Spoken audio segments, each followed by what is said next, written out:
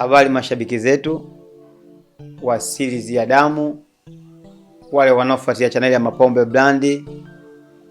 Mimi nilio mbele yenu naitwa Emmanuel Francis Emmanuel. Wengi mnajua kwa jina la Mapombe. Ila katika series yetu ya damu nimetumia jina la Ima.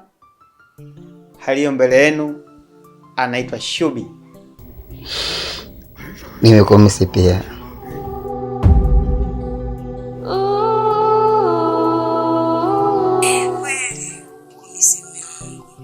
Wengi wanafahamu kwa jina la Shubi. Niko hapa mbele yenu kuwaomba radhi kwa ucheleweshaji wa kazi yetu ya series ya damu.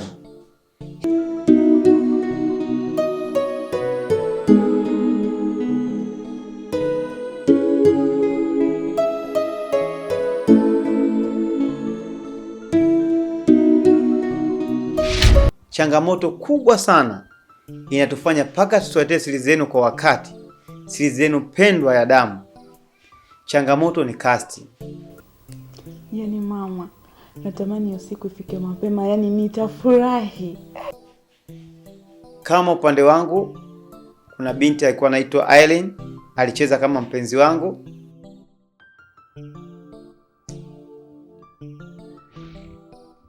Hivi utaendelea kupretend mapenzi kwangu mbele za watu mpaka lini? Ni mjamzito.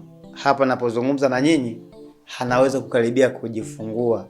Kwa hiyo ndio maana nimekaa kimya kutokuwaletea series zenu upendwa, kwa sababu yeye hayupo na sini nyingi zinamhitaji yeye. Kwa nipo hapa mbele yenu kuwaomba radhi mashabiki zangu, kuwaomba radhi mashabiki wa channel ya Mapombe Brand, kuwaomba radhi mashabiki wote mnaofuatilia series ya damu.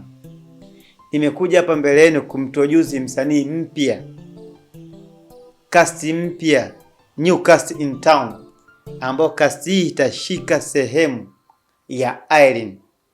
Nafasi ya Aileen. Mbona mama hujamletea juisi? Anapajua mwenyewe pa kwenda kufuata juisi yake. Sababu zilizokuwa nje uwezo wangu kuto kuposti kwa wakati ilikuwa ni cast. Msanii wangu Mariam ni mjamzito hapa alipo na karibia kujifungua. Kwa nawaomba mashabiki wote wa series ya damu, mashabiki mnaofuatilia channel yangu Mapombe Brand, mimi kama mkurugenzi wa Mapombe Brand, mimi kama mtunzi, mimi kama director, mimi ni kama producer, nilikuwa nawaomba mumpokee cast yetu mpya, anaitwa Shubi.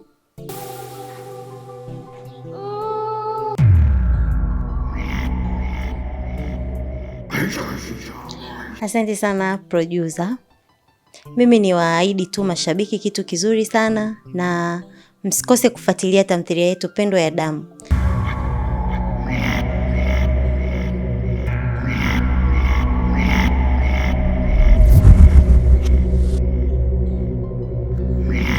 Mama!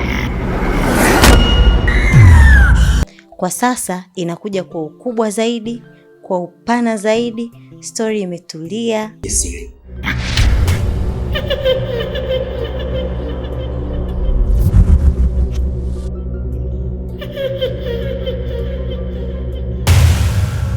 Tarajieni mambo mazuri sana.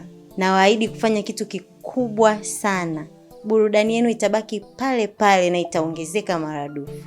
Karibuni sana.